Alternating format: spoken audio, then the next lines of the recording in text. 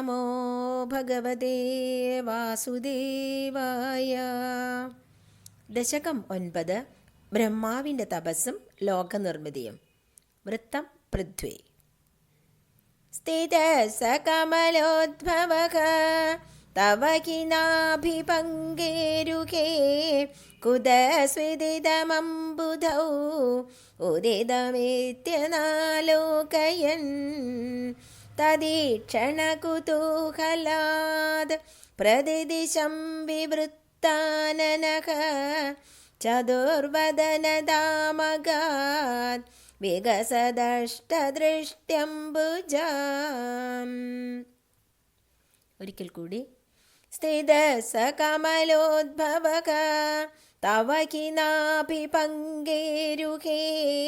കുതസ്വിദിതമംബുധൗ ഉദിതമിത്യനാലോകയൻ തദീക്ഷണകുതൂഹലാദ് പ്രതിദിശം വിവൃത്താനനഃ ചതുർവദനദാമഗാത് വികസദഷ്ടദൃഷ്ട്യംബുജാം. ഈ ശ്ലോകത്തിലെ പദങ്ങളെ പരിചയപ്പെടാം. സ കമലോത്ഭവ, ആ കമലത്തിൽ നിന്ന് ഉത്ഭവിച്ചവൻ. തവ നാഭി പങ്കേരുഹേഹി സ്ഥിത, അങ്ങയുടെ നാഭിയിലുയർന്ന പത്മത്തിൽ സ്ഥിതി ചെയ്യുന്നവനായി. കുതസ്വിത് ഉദിതം, എവിടെ നിന്നായിരിക്കും ഞാൻ ഉദിച്ചത്. ഇതി അനാലോകയൻ, എന്ന് ലോകനം ചെയ്യാൻ കഴിയാത്തവനായി. തദീക്ഷണ കുതൂഹലാൽ, അത് കാണാനുള്ള കുതൂഹലത്താൽ. പ്രതിദിശ, ദിശകൾ അല്ലെങ്കിൽ ദിക്കുകൾ തോറും. നിവൃത്താനന, ആനനത്തെ അല്ലെങ്കിൽ മുഖത്തെ തിരിച്ചു നോക്കിയപ്പോൾ. വികസസ് അഷ്ടദൃഷ്ട്യാംബുജം, 8 താമരപ്പൂക്കളെന്ന് തോന്നുന്ന ദൃഷ്ടികളോടെ. ചതുർവദനധാം, നാൻമുഖൻ എന്ന അവസ്ഥയെ അഗാധ പ്രാപിച്ചു. ഇനി ഈ ശ്ലോകത്തിൻ്റെ മുഴുവനായ അർത്ഥത്തെ നോക്കാം. ഹേ ഗുരുവായൂരപ്പ, അങ്ങയുടെ നാഭിയിൽ നിന്നുയർന്ന ആ പത്മത്തിൽ നിന്നുത്ഭവിച്ച് സ്ഥിതി ചെയ്യുന്ന ബ്രഹ്മാവ്, ഈ പത്മം അനന്തമായ ജലത്തിൽ എവിടെ നിന്നായിരിക്കും ഉത്ഭവിച്ചത് എന്ന് അറിയാനുള്ള കുതൂഹലത്താൽ 4 ദിക്കുകളിലേക്കും മുഖം തിരിച്ചു നോക്കിയതിനാൽ നാൻമുഖൻ അഥവാ ചതുർമുഖനായി തീർന്നു. വിടർന്ന താമരപ്പൂക്കൾക്ക് സമാനം 4 മുഖങ്ങളിലായി 8 ദൃഷ്ടികളുള്ള അവസ്ഥയെ പ്രാപിച്ചു. ഒരു ദിക്കിൽ നിന്ന് കണ്ണെടുക്കാതെ അടുത്ത ദിക്കുകളെ കാണാൻ കഴിയുന്ന വിധം ചതുർമുഖനായ ആ ബ്രഹ്മാവിൻ്റെ 8 കണ്ണുകളും ഓരോ താമര പോലെ പ്രശോഭിച്ചു. ദശകം 9. ശ്ലോകം 2. മകാർണവവിഘൂർണിതം കമലമേവ തത്കേവലം വിലോക്യ തതുപാശ്രയം തവ തനും തു നാലോകയൻ കയേഷ കമലോദരേ മഹതി നിസ്സകായോഹ്യകം കുതസ്വിദിതമംബുജം സമജനീതി ചിന്താമഗാത്. ഒരിക്കൽ കൂടി. മകാർണവവിഘൂർണിതം കമലമേവ തത്കേവലം വിലോക്യ തതുപാശ്രയം തവ തനും തു നാലോകയൻ കയേഷ കമലോദരേ മഹതി നിസ്സകായോഹ്യകം കുതസ്വിദിതമംബുജം സമജനീതി ചിന്താമഗാത്. ഈ ശ്ലോകത്തിലെ പദങ്ങളെ പരിചയപ്പെടാം. മഹാർണവ വിഘൂർണിതം കേവലം. ഈ മഹാർണവത്തിൽ ഏകമായി മറ്റൊന്നിനെ ആശ്രയമില്ലാതെ ചാഞ്ചാടിക്കൊണ്ടിരിക്കുന്ന തത് കമലം ഏവ, ആ താമരപ്പൂവിനെ തന്നെ, വിലോക്യ കണ്ടിട്ട്, തത് ഉപാശ്രയ തവ തനും തു, അതിന് ഉപാശ്രയമായ അല്ലെങ്കിൽ ആധാരമായ അങ്ങയുടെ തിരുവുടലിനെയാകട്ടെ ന ആലോകയൻ, കാണാതിരിക്കുകയും ചെയ്തിട്ട്, മഹതി കമലോദരെ, മഹത്തായ വളരെ വലുതായ ആ താമരപ്പൂവിനുള്ളിൽ ഇരുന്ന്, നിസ്സഹായോ ഹി ഏഷ അഹം ക, നിസ്സഹായനായ ഈ ഞാൻ ആരാണ്, ഇതം അംബുജം കഥസിത് സമജനി, ഈ താമരപ്പൂവ് എന്തിൽ നിന്നാണ് സംജാതമായത്, ഇതി ചിന്താം അഗാത്, എന്നിങ്ങനെയുള്ള ചിന്തകളെ ആ ബ്രഹ്മാവ് പ്രാപിച്ചു. ശ്ലോകാർത്ഥം നോക്കാം. അനന്തമായ ആ മഹാർണവത്തിൽ ഏകമായി മറ്റൊരാശ്രയമില്ലാതെ ചാഞ്ചാടിക്കൊണ്ടിരുന്ന ആ താമരപ്പൂവിനെ ആ കമലോത്ഭവനായ ബ്രഹ്മാവ് തന്നെ കണ്ടു. അതിനു കാരണമായ ശ്രീ ഗുരുവായൂരപ്പ, അവിടുത്തെ തിരുവുടലിനെ ബ്രഹ്മാവിന് കാണാൻ കഴിഞ്ഞില്ല. മഹത്തായ വിസ്തൃതമായ ഈ താമരയ്ക്കുള്ളിൽ നിസ്സഹായനായിരിക്കുന്ന ഈ ഞാൻ ആരാണ്, ഈ താമര എവിടെ നിന്നായിരിക്കും സംജാതമായത് എന്നിങ്ങനെയുള്ള ചിന്തകളിൽ ആ ബ്രഹ്മാവ് ആണ്ടുപോയി. ദശകം 9, ശ്ലോകം 3. അമുഷ്യകി സരോരുക കിമപി കാരണം സംഭവേത് ഇതി സ്മ കൃതനിശ്ചയ സഖലു നാളരന്ധ്രധ്വനാ സ്വയോഗബലവിദ്യയാ സമവരൂഢവാൻ പ്രൗഢദീഹി ത്വദീയമതിമോഹനം നതു കളേബരം ദൃഷ്ടവാൻ. ഒരിക്കൽ കൂടി. അമുഷ്യകി സരോരുക കിമപി കാരണം സംഭവേത് ഇതി സ്മ കൃതനിശ്ചയ സഖലു നാളരന്ധ്രധ്വനാ സ്വയോഗബലവിദ്യയാ സമവരൂഢവാൻ പ്രൗഢദീഹി ത്വദീയമതിമോഹനം നതു കളേബരം ദൃഷ്ടവാൻ. ഈ ശ്ലോകത്തിലെ പദങ്ങളെ പരിചയപ്പെടാം.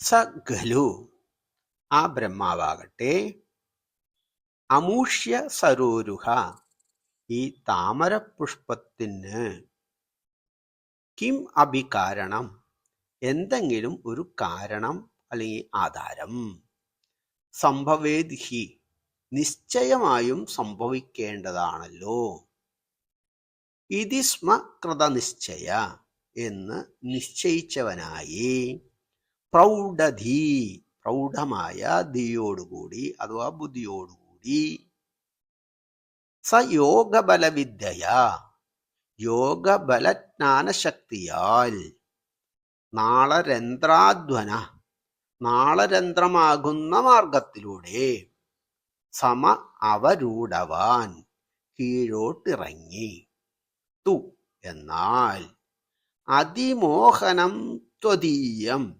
അതിമോഹനമായ അങ്ങയുടെ, കളേബരം ന ദൃഷ്ടവാൻ, തിരുവുടൽ കാണാനായില്ല. ഇനി ഈ ശ്ലോകത്തിന്റെ പൂർണ്ണമായ അർത്ഥം ഗ്രഹിക്കാം. അനന്തമായ ആ മഹാർണവത്തിൽ ഇങ്ങനെ ഒരു വിസ്തൃതമായ താമരയുണ്ടാകുവാൻ എന്തെങ്കിലും കാരണം തീർച്ചയായും ഉണ്ടാകും എന്ന് നിശ്ചയിച്ച് ആ ബ്രഹ്മാവ് പ്രൗഢമായ ബുദ്ധിയോടെ യോഗബലജ്ഞാനത്താൽ ആ താമരയുടെ നാളമാർഗത്തിലൂടെ, അതായത് തണ്ടിലൂടെ കീഴോട്ടിറങ്ങി നോക്കി. എന്നിട്ടും ഹേ ഗുരുവായൂരപ്പ, അങ്ങയുടെ അത്യന്തം മോഹനമായ തിരുവുടൽ അവിടെയെങ്ങും കാണാനായില്ല. പ്രൗഢമായ ബുദ്ധിയോ കർമ്മയോഗ ജ്ഞാനമോ മാത്രം കൊണ്ട് ഭഗവത് ദർശനം ലഭിക്കുകയില്ല. അതിന് ഭഗവാന്റെ കാരുണ്യവും കടാക്ഷവും തന്നെ വേണം. ഭക്തിയാണ് പരമപ്രധാനം എന്ന് പ്രഘോഷിപ്പിക്കുന്നു. ദശകം 9 ശ്ലോകം 4. തതഃ സകലനാളികാ വിവരമാർഗഗോ മാർഗയൻ പ്രയസ്യ ശതവത്സരം കിമപി നൈവ സംദൃഷ്ടവാൻ നിവൃത്യ കമലോദരേ സുഖനിഷണ്ണ ഏകാഗ്രദീഃ സമാധിബലമാദധേ ഭവദനുഗ്രഹൈകാഗ്രഹീ. ഒരിക്കൽ കൂടി. തതഃ സകലനാളികാ വിവരമാർഗഗോ മാർഗയൻ പ്രയസ്യ ശതവത്സരം കിമപി നൈവ സംദൃഷ്ടവാൻ നിവൃത്യ കമലോദരേ സുഖനിഷണ്ണ ഏകാഗ്രദീഃ സമാധിബലമാദധേ ഭവദനുഗ്രഹൈകാഗ്രഹീ. ഈ ശ്ലോക പദങ്ങളെ പരിചയപ്പെടാം. തഥ, പിന്നെ ആ പത്മജൻ, സകല നാളികാ വിവര മാർഗക, ആ താമര തണ്ടിൻ്റെ സകല ദ്വാരങ്ങളിലൂടെയും പോയി അന്വേഷിച്ചിട്ട്, ശതവത്സരം പ്രയസ്യ, 100 വർഷം, അതായത് ബഹുവർഷക്കാലം പ്രയാസപ്പെട്ടിട്ടും, കിമപി നൈവ സംദൃഷ്ടവാൻ, ഒന്നും തന്നെ കാണാത്തവനായി, നിവൃത്യ, പിന്നെ പിൻവാങ്ങി, കമലോദരേ നിഷണ്ണ, ആ താമരപ്പൂവിൽ തന്നെ സുഖമായി സ്ഥിതി ഉറപ്പിച്ച്, ഏകാഗ്രതി, ബുദ്ധിയെ ഏകാഗ്രമാക്കി, ഭവത് അനുഗ്രഹ ആഗ്രഹൈ, ഭഗവാന്റെ അനുഗ്രഹം എന്ന ഒരേ ആഗ്രഹം ഉള്ളവനായി, സമാധിബലം ആദതേ, ഉറച്ച സമാധിബലത്തെ സ്വീകരിച്ചു. ഈ ശ്ലോകത്തിൻ്റെ അർത്ഥം നോക്കാം. പിന്നെ ആ പത്മജനായ ബ്രഹ്മാവ് ആ താമരത്തണ്ടിൻ്റെ സുഷിരത്തിലൂടെ കീഴോട്ട് പോയി അന്വേഷിച്ച് 100 വർഷം, അതായത് ബഹു സംവത്സര കാലം പ്രയാസപ്പെട്ടു. അവസാനം ഒന്നും തന്നെ ദർശിക്കാൻ കഴിയാതെ പിൻവാങ്ങി. എന്നിട്ട് ആ താമരയിൽ സുഖമായി സ്ഥിതി ഉറപ്പിച്ച് ബുദ്ധിയെ ഏകാഗ്രമാക്കി അങ്ങയുടെ അനുഗ്രഹം എന്ന ഒരാഗ്രഹം മാത്രം ഉള്ളവനായി സമാധിബലത്തെ സ്വീകരിച്ചു. ഇവിടെ ഭഗവത് അനുഗ്രഹത്തിന് മനസ്സലിഞ്ഞ് ഒരേ ഒരു ആഗ്രഹം മാത്രമായി ഭഗവത് സമർപ്പണം നടത്തുകയേ നമുക്കും വഴിയുള്ളൂ എന്ന് ഉദ്ബോധിപ്പിക്കുന്നു. കർമ്മയോഗമാർഗത്തേക്കാൾ ശ്രേഷ്ഠം ഭക്തിമാർഗം തന്നെ എന്നും വിവക്ഷ. ഭഗവത് പാദാരവിന്ദം തന്നെ സാക്ഷാത്തായ ആശ്രയം എന്നും ഭക്തർക്ക്. ദശകം 9 ശ്ലോകം 5. ശതേന പരിവത്സരൈ ദൃഢസമാധിബന്ധോല്ലസദ് പ്രബോധവിശദീകൃത സഖലു പത്മിനീ സംഭവഃ അദൃഷ്ടചരമദ്ഭുതം തവ കിരൂപമന്തർദൃശാ വ്യചഷ്ടപരിതുഷ്ടധീർ ഭുജഗഭോഗഭാഗാശ്രയം. ഒരിക്കൽ കൂടി. ശതേന പരിവത്സരൈ ദൃഢസമാധിബന്ധോല്ലസദ് പ്രബോധവിശദീകൃത സഖലു പത്മിനീ സംഭവഃ അദൃഷ്ടചരമദ്ഭുതം തവ കിരൂപമന്തർദൃശാ വ്യചഷ്ടപരിതുഷ്ടധീർ ഭുജഗഭോഗഭാഗാശ്രയം. ഈ ശ്ലോകത്തിലെ പദങ്ങളെ പരിചയപ്പെടാം. സ പത്മനി സംഭവ ഖലു, ആ പത്മസംഭവൻ ആകട്ടെ. ശതേന പരിവത്സരൈ, 100 ദിവ്യവത്സരങ്ങൾ കൊണ്ട്, അതായത് ബഹുസംവത്സരങ്ങൾ കൊണ്ട് എന്നർത്ഥം. ദൃഢസമാധി ബന്ധോ ലസത്, ദൃഢമായ സമാധിബന്ധം കൊണ്ട് ഉല്ലസത്തായ. പ്രബോധ വിശദീകൃത, ജ്ഞാനത്താൽ വിശദീകൃതനായി, അതായത് ജ്ഞാനം തെളിഞ്ഞുദിച്ച് എന്നർത്ഥം. പരിതുഷ്ടതി, ആനന്ദം നിറഞ്ഞ ബുദ്ധിയോടെ അല്ലെങ്കിൽ ചിത്തത്തോടെ. അദൃഷ്ടചരം, മുമ്പ് കണ്ടിട്ടില്ലാത്ത വിധം. അത്ഭുതം, ആശ്ചര്യകരമായ. ഭുജഗഭോഗ, നാഗശ്രേഷ്ഠന്റെ. ഭാഗാശ്രയം, ഭാഗത്തെ, ശരീരത്തെ അല്ലെങ്കിൽ തൽപ്പത്തെ ആശ്രയിച്ചിരിക്കുന്നതുമായ. തവ രൂപം ഹി, അങ്ങയുടെ രൂപം തന്നെ. അന്തർദൃശ, അന്തർദൃഷ്ടി കൊണ്ട്, അതായത് ദിവ്യദൃഷ്ടിയാൽ. വ്യജഷ്ടഹി, വിചക്ഷണം ചെയ്തു, ദർശിക്കുക തന്നെ ചെയ്തു. ഇനി ഈ ശ്ലോകത്തിൻ്റെ പൂർണ്ണമായ അർത്ഥം എന്തെന്ന് നോക്കാം. ആ ബ്രഹ്മാവാകട്ടെ ദിവ്യമായ ബഹുസംവത്സരകാലം ദൃഢമായ സമാധിയിലാണ്ടു. ദീർഘമായ സംശുദ്ധ സമാധിയാൽ പരമജ്ഞാനം ഉണർന്ന് തെളിഞ്ഞു. അപ്പോൾ മുമ്പൊന്നും കണ്ടിട്ടില്ലാത്ത വിധം അത്ഭുതാവഹമായി നാഗശ്രേഷ്ഠനായ ആദിശേഷ തൽപ്പത്തിൽ വിരാജിക്കുന്ന അങ്ങയുടെ രൂപത്തെ, അതായത് തിരുവുടലിനെ, മനോദൃഷ്ടിയിൽ, ദിവ്യദൃഷ്ടിയാൽ ദർശിക്കുക തന്നെ ചെയ്തു. ഭഗവത് സ്വരൂപം ബാഹ്യദൃഷ്ടിക്ക് അഗോചരമായിരിക്കുമ്പോഴും അന്തർമുഖത്ത്, അതായത് അന്തർരംഗത്ത് യഥാർത്ഥ ഭക്തന് ദൃശ്യനും അനുഭവ്യനുമാണ്. ശ്രീ ഗുരുവായൂരപ്പ ശരണം. ശ്ലോകം 6. കിരീടമകുടോല്ലസത് കടകകാരകേയൂരയും മണിസ്ഫുരിതമേഖലം സുപരിവീതപീതാംബരം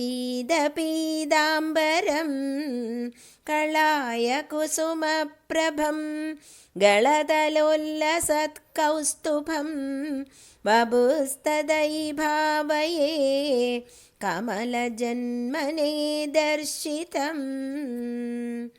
ഒരിക്കൽ കൂടി. കിരീടമകുടോല്ലസത് കടകകാരകേയൂരയും മണിസ്ഫുരിതമേഖലം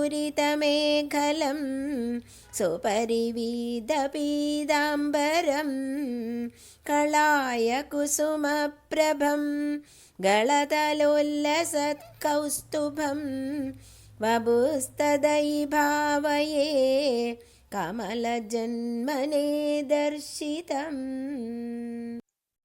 ഈ ശ്ലോകത്തിലെ പ്രധാന പദങ്ങൾ താഴെ പറയുന്നവയാണ്.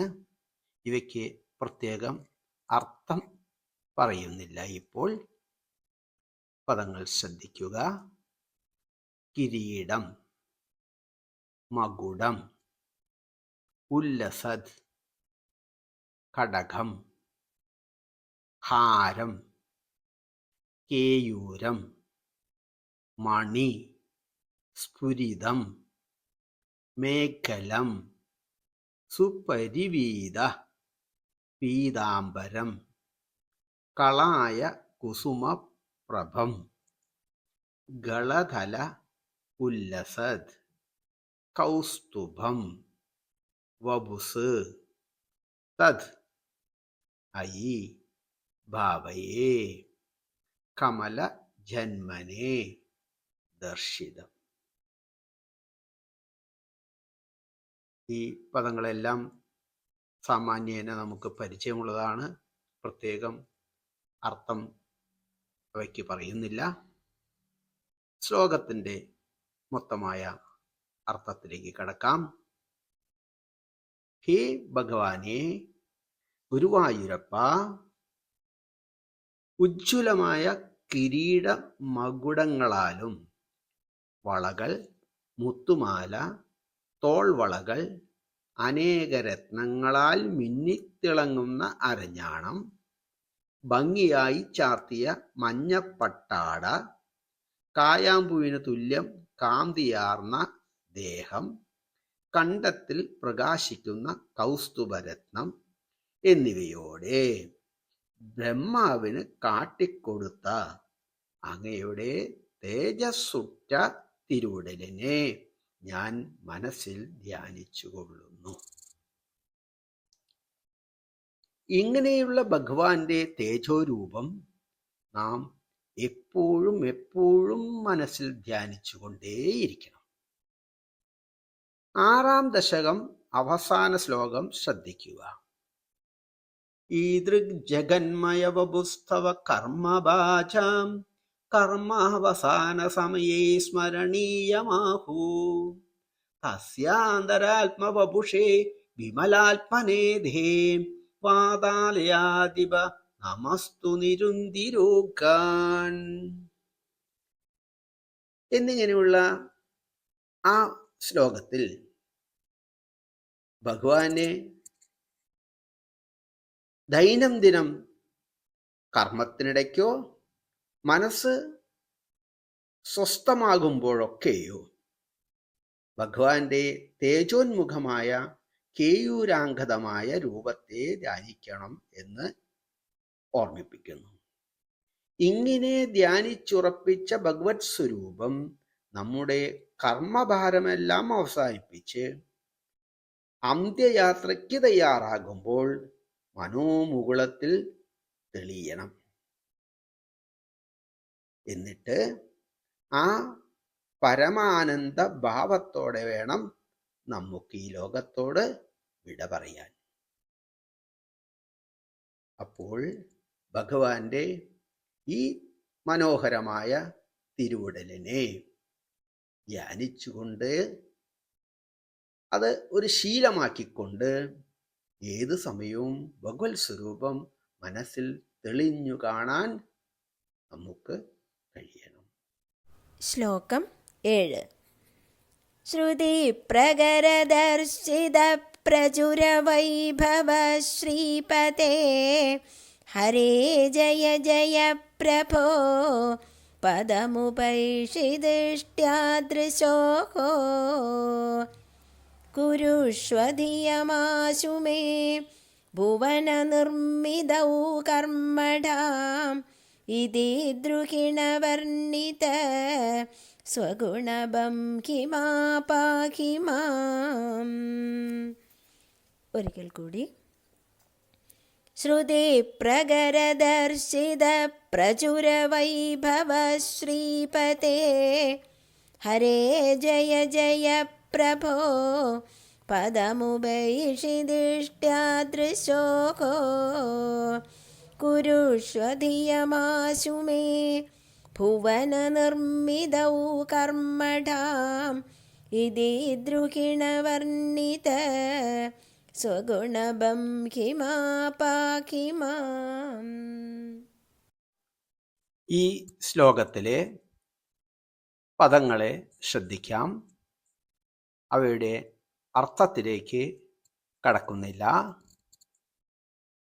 ശ്രുതി പ്രകര ദർശിത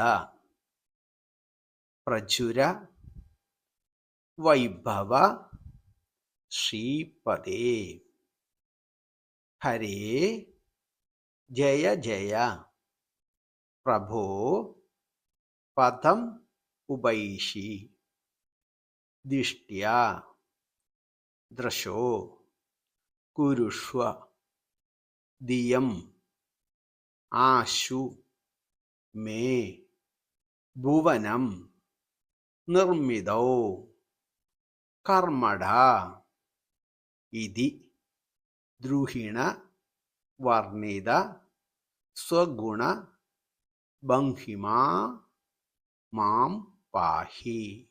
ഈ ശ്ലോകത്തിൻ്റെ പൂർണ്ണമായ അർത്ഥത്തെ ഗ്രഹിക്കാം. വേദ സമൂഹങ്ങളാൽ ദർശിതമായ പ്രചുര വൈഭവത്തോടു കൂടിയവനും ശ്രീപതിയും, അതായത് ശ്രീ ലക്ഷ്മീകാന്തനും ഹരിയും പ്രഭുവുമായ ശ്രീ ഗുരുവായൂരപ്പ, അവിടുന്ന് ജയിച്ചാലും ജയിച്ചാലും ഭാഗ്യം കൊണ്ട് എനിക്ക് അങ്ങയെ ദർശിക്കാൻ കഴിഞ്ഞു.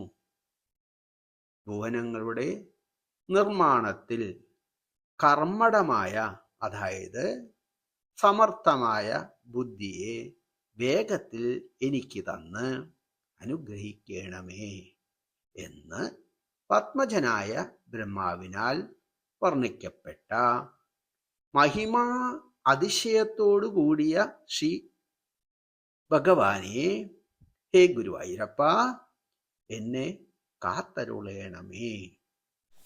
ദശകം 9, ശ്ലോകം 8.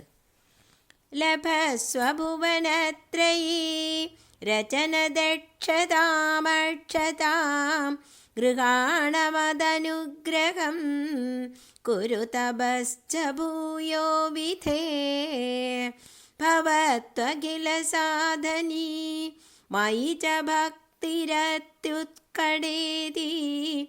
ഉദീര്യഗിരമാദധാ മുദിതചേതസം വേദസം. ഒരിക്കൽ കൂടി. ലഭസ്വഭുവനത്രയീ രചനദക്ഷതാമക്ഷതാം ഗൃഹാണമദനുഗ്രഹം കുരു തപശ്ച ഭൂയോ വിധേ ഭവത്വഖില സാധനീ മയി ച ഭക്തിരത്യുത്കടേതി ഉദീര്യഗിരമാദധാ മുദിതചേതസം വേദസം. ഈ ശ്ലോകത്തിലെ പ്രധാന പദങ്ങൾ നോക്കാം. ലഭസ്വ, ഭുവന, ത്രയീ, രചന, ദക്ഷതാം, അക്ഷതാം, ഗ്രഹാണം, മദ്, അനുഗ്രഹം, കുരു, തപശ്ച, ഭൂയോ, വിധേ, ഭവത്, അഖില സാധനീ, മയി ച ഭക്തിർ അത്യുത്കടേ ഇതി ഉദീര്യ ഗിരം ആദധ ഉദിത ചേതസം വേദസം. ഈ പദങ്ങളുടെ അർത്ഥം പ്രത്യേകം പറയുന്നില്ല.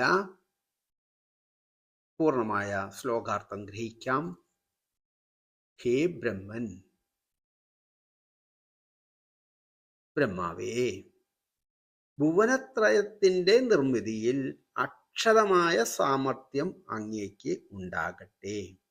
അതിന് എൻ്റെ അനുഗ്രഹം സ്വീകരിച്ചാലും. വീണ്ടും തപസ് ചെയ്യുക. എല്ലാം സാധിക്കാൻ എന്നിൽ തീവ്രഭക്തി ഉണ്ടാകുമാറാകട്ടെ എന്നിങ്ങനെ പറഞ്ഞിട്ട് അങ്ങ് ഹേ ഗുരുവായൂരപ്പ ആ ബ്രഹ്മാവിനെ സന്തുഷ്ടമാനസനാക്കി തീർത്തു. ശ്ലോകം 9. ശതം കൃതതപസ്തഥാ സഖലു ദിവ്യസംവത്സരാൻ അവാപ്യ ച തപോബലം മതിബലം ച പൂർവാധികം ഉദീക്ഷ്യ കില കമ്പിതം പയസി പങ്കജം വായുനാ ഭവദ്ബലവിജൃംഭിത പവനപാദസീപീതവാൻ. ഒരിക്കൽ കൂടി. ശതം കൃതതപസ്തഥാ സഖലു ദിവ്യസംവത്സരാൻ അവാപ്യ ച തപോബലം മതിബലം ച പൂർവാധികം ഉദീക്ഷ്യ കില കമ്പിതം പയസി പങ്കജം വായുനാ ഭവദ്ബലവിജൃംഭിത പവനപാദസീപീതവാൻ. ഈ ശ്ലോകത്തിലെ പ്രധാന പദങ്ങൾ നോക്കാം.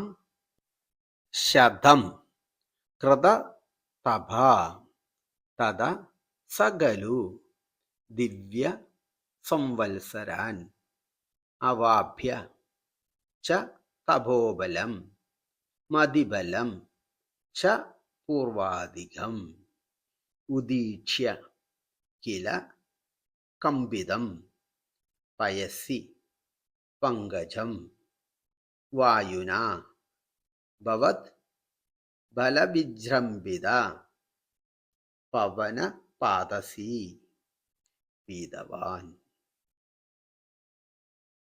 പദങ്ങളുടെ അർത്ഥം പ്രത്യേകം പറയുന്നില്ല. ശ്ലോകാർത്ഥം മുഴുവനായി ചിന്തിക്കാം. പിന്നെ ആ ബ്രഹ്മാവ് അനേക സംവത്സരം ശ്രീ ഗുരുവായൂരപ്പ അങ്ങയുടെ ആവശ്യപ്രകാരം വീണ്ടും തപസ് ചെയ്ത് തപോബലവും മതിബലവും പ്രാപിച്ചു. പിന്നെ ആ കാരണജലത്തിൽ താനിരിക്കുന്ന ആ ദിവ്യപത്മം കാറ്റിനാൽ ഇളകുന്നത് കണ്ട് അവിടുന്ന് ആകുന്ന ബലത്താൽ വിജൃംഭിതനായി ആ വായുവിനെയും ജലത്തെയും പാനം ചെയ്തു. ഇതിനെല്ലാം ആധാരം ഭഗവത് അനുഗ്രഹം മാത്രമാണ്. ദശകം 9 ശ്ലോകം 10. തവൈവ കൃപയാ പുനഃ സരസിജേന തേനൈവ സാ പ്രഗൽഭ്യ ഭുവനത്രയീം പ്രവവൃതേ പ്രജാനിർമ്മിതോ തഥാവിധ കൃപാഭരോ ഗുരുമരുത്പുരാധീശ്വര ത്വമാശു പരിപാഹി മാം ഗുരുദയോക്ഷിതൈരീക്ഷിതൈഃ. ഒരിക്കൽ കൂടി.